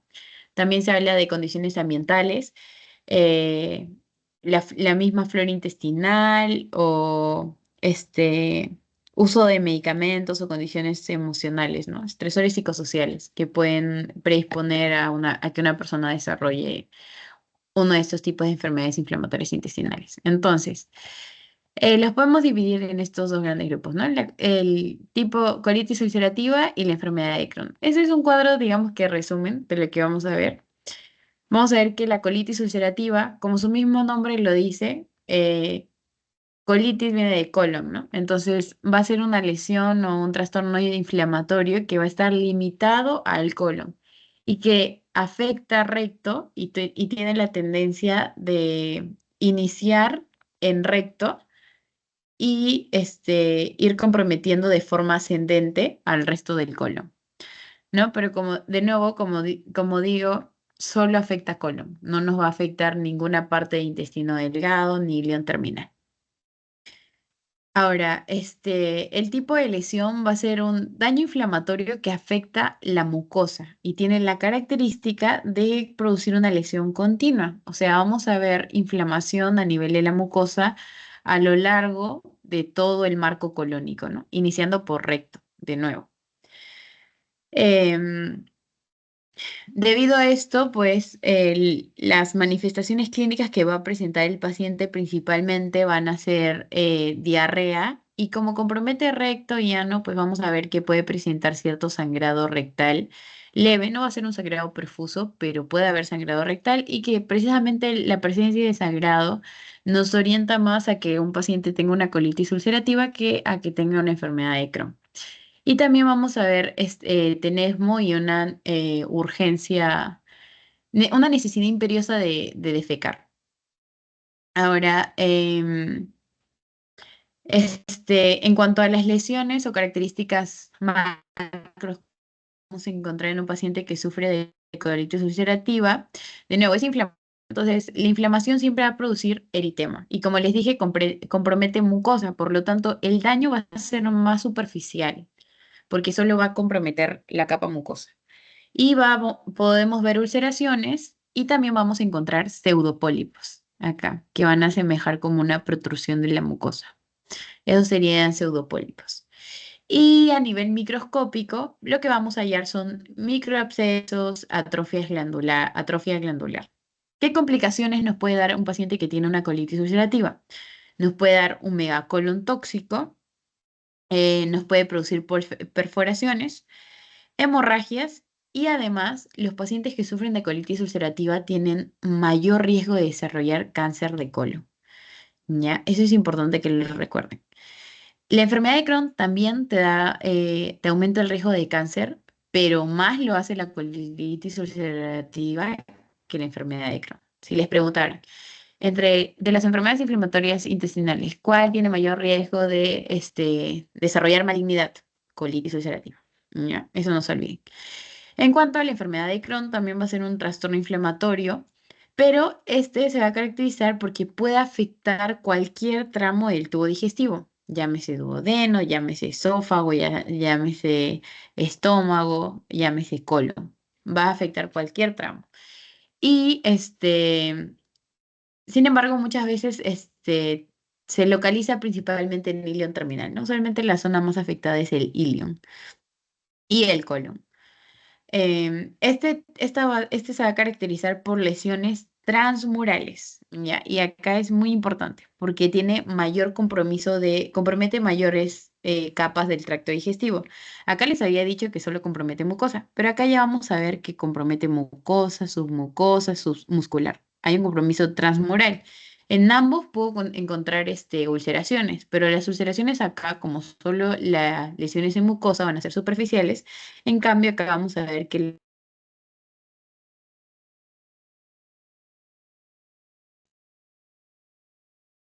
mejor.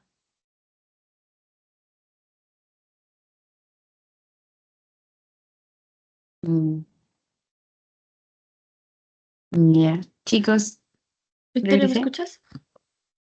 Sí, sí, sí, sí, Vas me fui, con la ¿verdad? cosa.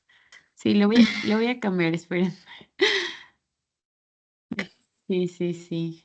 Me voy a conectar desde mi celular porque no sé qué ha pasado. A ver,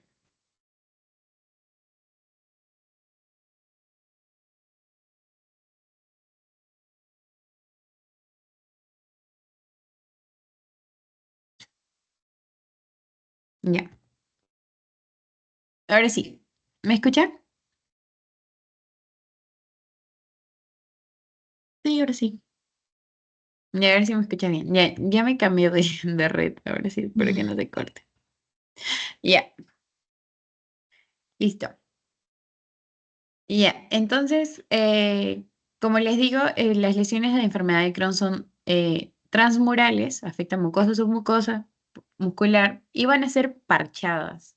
Esas son las características que más los diferencian. Acá es mucosa y una lesión continua, en cambio acá es transmural y vamos a tener como que parchada segmentada, podemos decir, ¿no? Compromete, por ejemplo, esta zona y luego esta otra zona y luego esta otra zona, pero no se va a ver continuo, ¿no? Esa es la característica de la enfermedad de Crohn. Ahora, usualmente en Crohn, el recto, usualmente, no digo que siempre, pero usualmente el recto se encuentra indemne, o sea, no hay compromiso de recto. En cambio, en colitis ulcerativa, veíamos que esto se caracteriza porque la lesión inicia en recto y va ascendiendo, ¿no? A lo largo del marco colónico. Ahora, ¿qué cuadro clínico nos va a dar un paciente con enfermedad de Crohn? Nos puede dar dolor abdominal, diarrea. Ojo que puede ser diarrea con moco, ¿ah? Y no necesariamente ser un proceso infeccioso, podría tratarse de un trastorno inflamatorio. Y también vamos a ver pérdida de peso. Como les digo, clínicamente una de las cosas que la diferencia es que Crohn difícilmente te da sangrado, en cambio colitis ulcerativa sí da sangrado rectal. En cuanto a características macroscópicas, en Crohn vamos a ver que hay estenosis y fístulas, porque usualmente se producen, o sea, como el compromiso es transmural y las úlceras que se pueden producir son más profundas, también el tejido cicatricial a la larga genera fibrosis y esa fibrosis hace que se produzcan estenosis, ¿no? Em, Microscópicamente vamos a encontrar úlceras focales, granulomas no caseificantes. Eso no se olviden. Granulomas no caseificantes son típicos de enfermedad de Crohn. Y como parte de las complicaciones podemos encontrar fístulas, estenosis, malabsorción y cáncer, pero como les digo, menor riesgo en comparación a colitis ulcerativa. Em, es frecuente que la enfermedad de Crohn te produzca, por ejemplo, fístulas perianales, que eso se conoce como que fístulas en regadera, que eso quiere decir que tienes múltiples fístulas en la región perianal y eso muchas veces es asociado a presencia de enfermedad de Crohn. Ya, entonces profundizando un poquito más, tenemos a la colitis ulcerativa. Reitero, es una lesión continua de la mucosa colónica, solo en la mucosa. El cuadro clínico de un paciente con colitis ulcerativa se va a caracterizar porque tiene diarrea, que puede presentarse con sangre o moco, sangrado rectal, de nuevo es leve, no profuso, va a sentir esta necesidad imperiosa de defecar y además va a tener tenesmo y urgencia fecal. El tenesmo quiere decir que va a sentir que no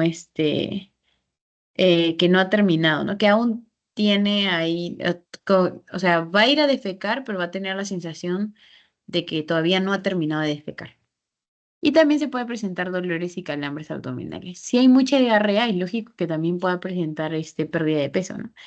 Y algo que hay que tener en cuenta en la colitis ulcerativa es que hay manifestaciones extraintestinales, como puede ser la epiescleritis, la uveitis, presencia de eritema nodoso, artritis o espondilitis anquilosante. Em, no sé si se acuerdan cuando llevaron reumato, la espondilitis anquilosante es una enfermedad reumatológica que está asociada a un gen, que es el HLA-B27, así se llama. Este, ¿Dónde está? Uy, se me fue. Ya que está. HLA-B27. Y muchas veces, por eso, como hay cierta relación entre presencia de espondilitis anquilosante y colitis ulcerativa, pues se dice que esto también es un factor de riesgo para que alguien desarrolle colitis ulcerativa. Ahora, en cuanto a los hallazgos endoscópicos, vamos a encontrar una mucosa eritematosa, ¿no? Es un paciente que tiene un trastorno inflamatorio, entonces vamos a encontrar eritema. además de eritema, vamos a ver que esta mucosa es bien friable. Eso quiere decir que el gastroenterólogo va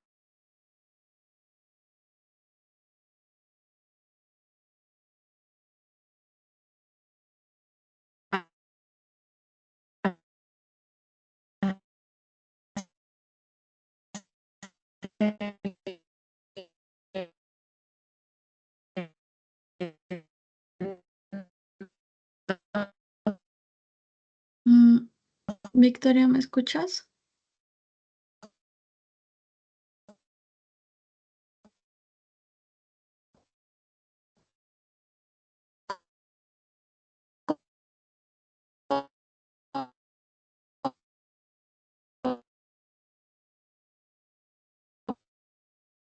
Mm, Victoria, si me escuchas, no se te escucha nada.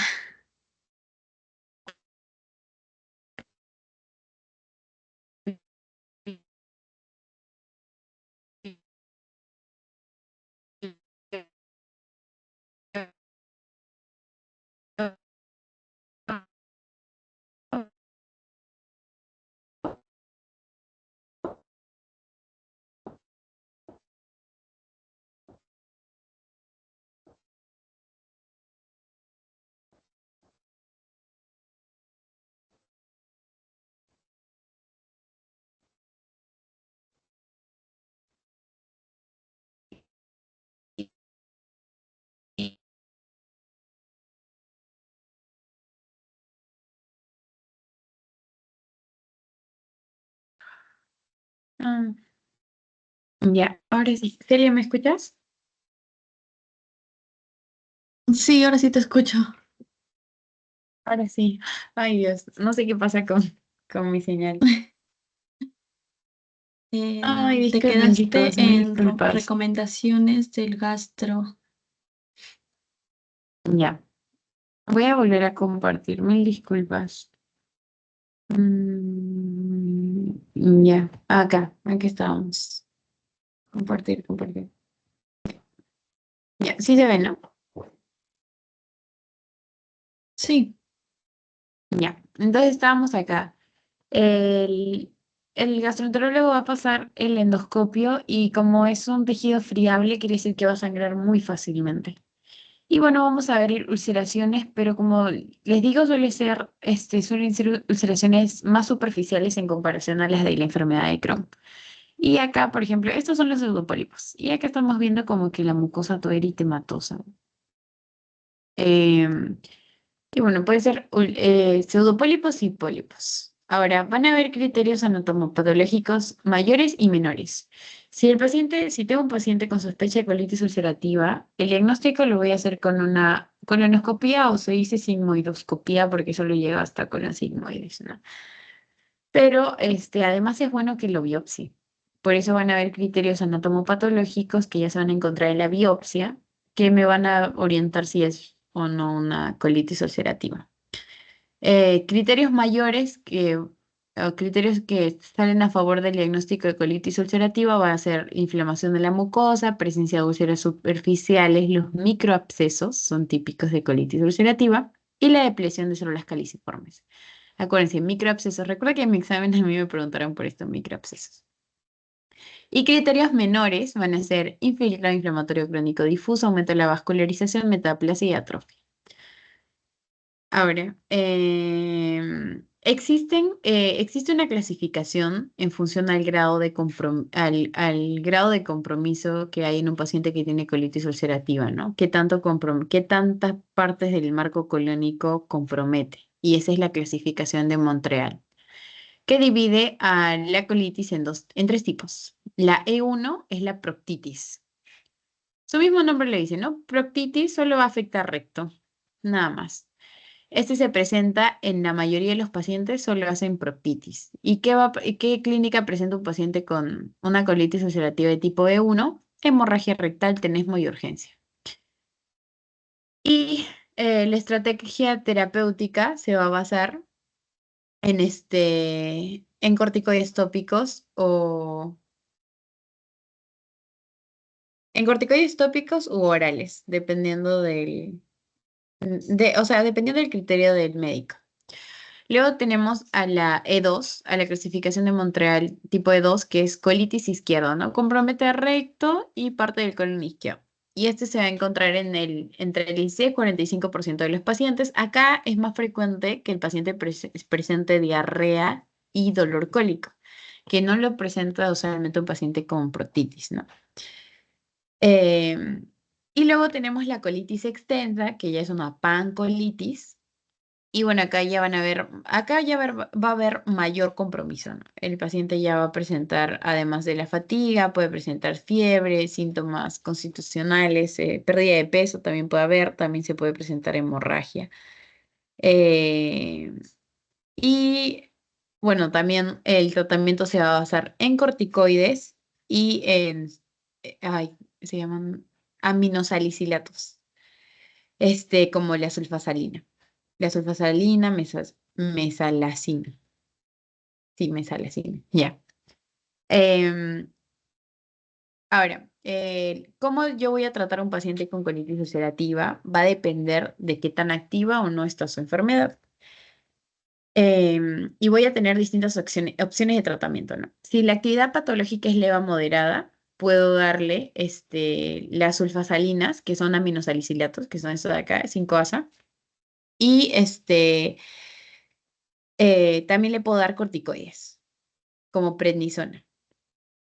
Si la actividad patológica es moderada e intensa, voy a darle corticoides y puedo considerar el uso de inmunomoduladores o tratamientos ya inmunológicos, inmunoterapia. Y si es refractaria al tratamiento médico o si ya hay cierto grado de displasia, le tengo que hacer una proctocolectomía, o sea, retiro la parte comprometida. Porque, como les digo, la colitis ulcerativa está asociada a un mayor riesgo de cáncer. Uy.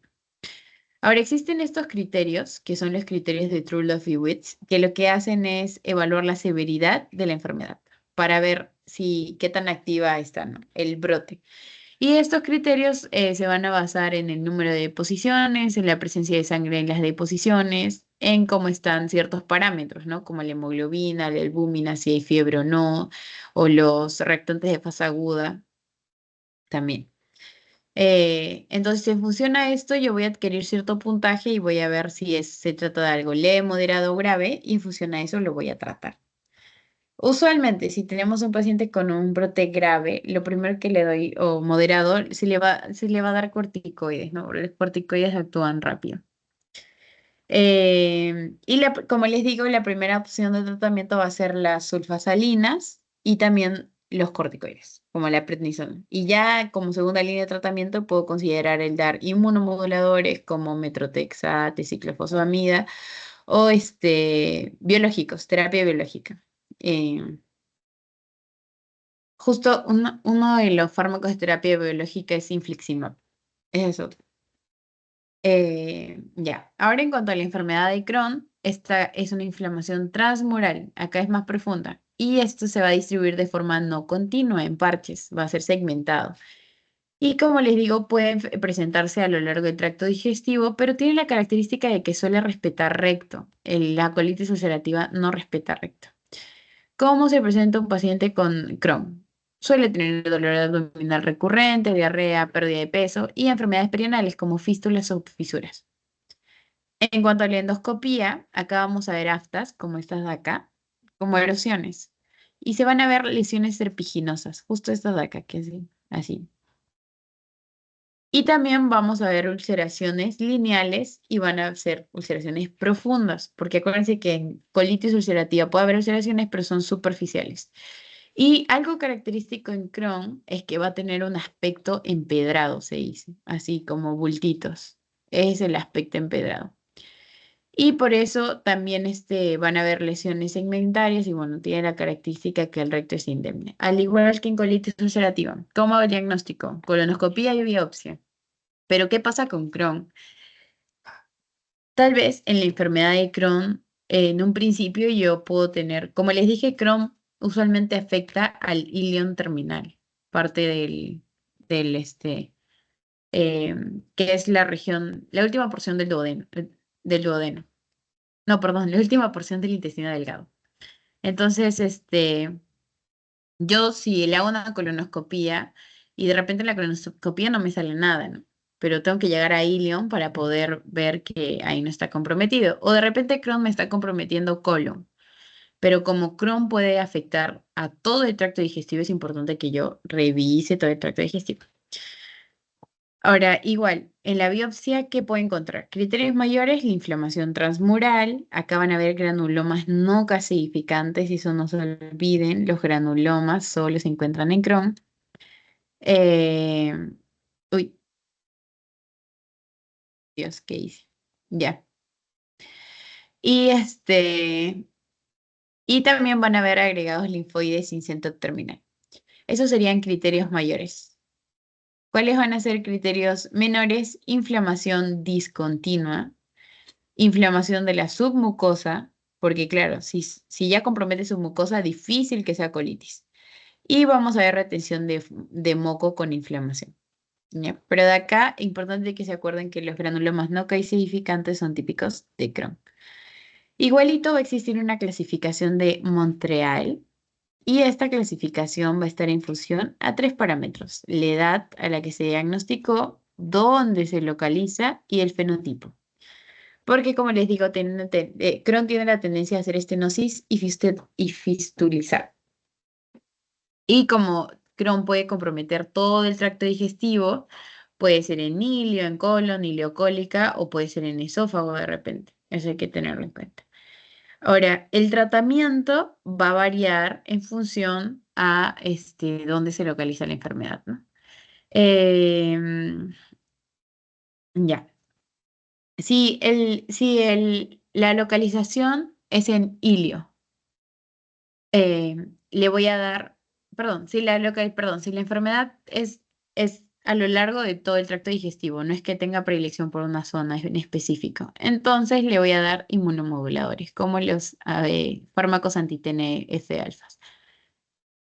Si la afección es solo en ilio, le voy a dar budesonida. Y eso no se olviden, budesonida, enfermedad de Crohn. Si es iliocolitis o solo colitis, también le voy a dar budesonida. Y si la enfermedad es perianal o fistulizante, le voy a dar primero terapia inmunomoduladora con anti-TNF-alfa. Eso sí es que la enfermedad es leve a moderada. Pero si es moderada grave, ya tengo que considerar otras cosas. Por ejemplo, si la enfermedad es fistulizante y ya es de moderada a grave, la fístula persiste, ya tengo que abordarlo quirúrgicamente. Igual, si la enfermedad es perianal y es de moderada a grave, voy a tener que darle abordaje quirúrgico. Y en el caso de si afecta todo el tracto digestivo, si es ileitis o ileocolitis, y es de moderada a grave, siempre tu primera opción suelen ser corticoides, ¿no? Cuando tienes una enfermedad inflamatoria muy activa y está siendo moderada a grave, como los corticoides actúan rápido, usualmente se utilizan estos fármacos para poder controlar los síntomas, ¿no? O bajar la inflamación de inicio. Pero ustedes saben que los corticoides tienen múltiples efectos adversos, y también es importante verificar antes de darle a un paciente corticoides de que no esté cursando con ningún tipo de proceso infeccioso, ¿no? Porque si no, le bajo las defensas. Em, ya. Y bueno, desde ahí este cuadro de cómo puede evolucionar la enfermedad de Crohn, ¿no? Porque hay una fase preclínica de la enfermedad de Crohn en la que ya hay cierto componente inmunitario y hay lesiones histológicas, pero que no son visibles macroscópicamente ni se manifiestan clínicamente. Los síntomas usualmente ya inician acá, ¿no? Y es cuando ya hay inflamación, no voy a encontrar las complicaciones que suelen ser las fístulas, la estenosis, pero ya hay cierto grado de, de compromiso que se va a manifestar clínicamente. Y ya en una enfermedad de Crohn establecida ya vamos a ver todos los daños o todas las complicaciones que podemos encontrar, ¿no? Fístulas, abscesos, estenosis. Y y ya, chicos, ahora sí.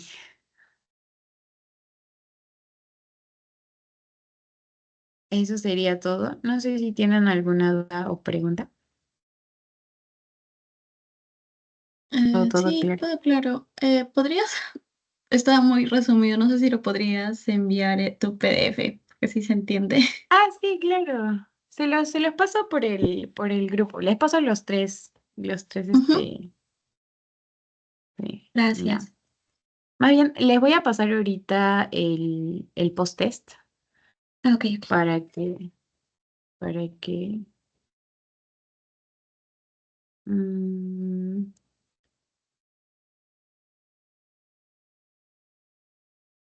¿cómo sintieron el pretest?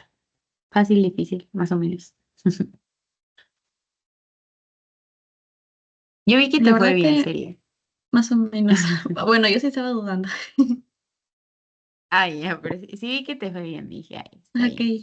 gracias. Sí. Igual como siempre que resuelvan un examen, traten de buscar como que palabras clave. Como por ahí hay una pregunta que es un poco larga, pero dice granulomas caseificantes específicamente, ustedes ya saben que es Crohn, entonces tengan en cuenta siempre esos datitos. Ya chicos, se los he pasado por el grupo de WhatsApp, así que ahí van respondiendo el post-test. La siguiente sesión sería entonces el miércoles a las 7:30, ¿verdad?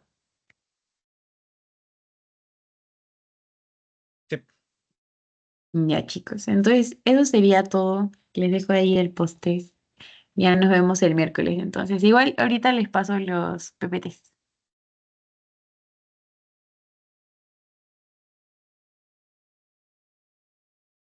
gracias, Victoria. Ya. Cuídate. Chao chicos, cuídense.